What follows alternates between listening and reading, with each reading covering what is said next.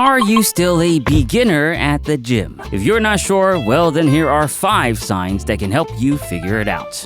Before we get started, let's talk about one important thing. Being considered a beginner depends on what training type or parameter you're specifically talking about. Are we talking about powerlifting, bodybuilding, or even maybe endurance training? It can even be broken down to specific lifts. You can be a beginner in the barbell squats, but not in the bench press because we all know you skip leg day. Although you can vaguely apply these 5 beginner signs I'm about to share with you to any fitness aspect, they're gonna be specifically tailored to lifting weights with the goal of building muscle and strength. Now let's get started. We'll start with arguably the most obvious sign. If you're always able to lift heavier weights or do more reps from one session to the next, then it's almost guaranteed that you're still a beginner. With beginners being very far away from their genetic physiological ceiling, the body can respond much more effectively to training stimuli that can rapidly promote muscle growth and strength. This is known as newbie gains. If this describes your situation, then you are indeed a beginner.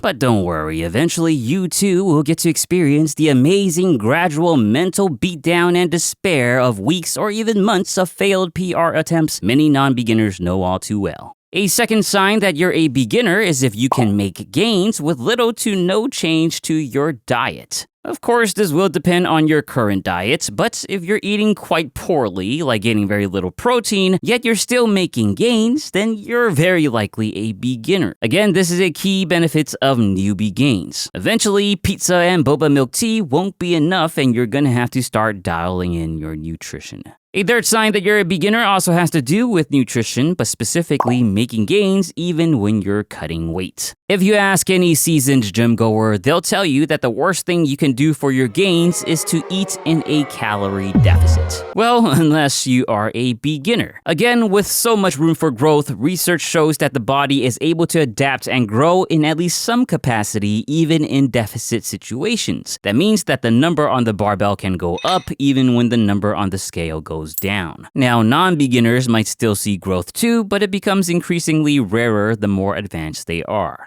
A fourth sign you're a beginner is if you have very little use for recovery days. Properly managing fatigue or recovery is arguably just as important as properly training itself. That's the reason why training programs often include deloads and avoid training the same muscle groups on consecutive days. For beginners, however, although recovery is still important, you can get away without planning specifically for it. In some cases, too many days recovering might actually slow down your progress. Again, beginners are primed for growth. But if you start seeing your numbers not only plateau but actually go down, then your beginner days might be over and it's time to lock in your recovery. And the fifth and final sign is actually several signs that each alone won't necessarily indicate you're a beginner, but more so reinforce the other signs already mentioned. One is you're still getting sore very easily even if you're lifting very light weights. 2, you're still struggling with finding the most effective technique for your lifts. 3, you cannot effectively train through the full range of motion.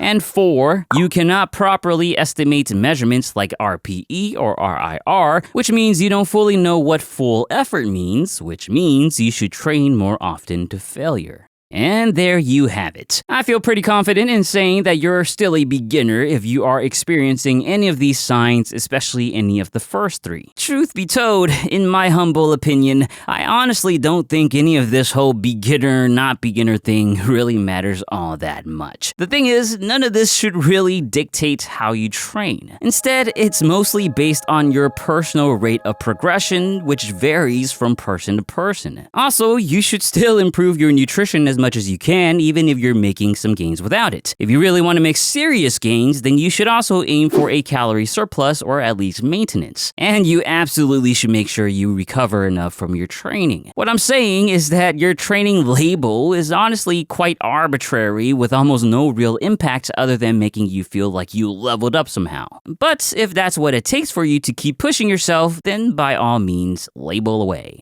If you enjoyed this video, then please give it a beginner thumbs up and share it with your label-loving friends. Subscribe for more and let me know what you think in the comments. As always, thank you for watching and don't forget to get your protein.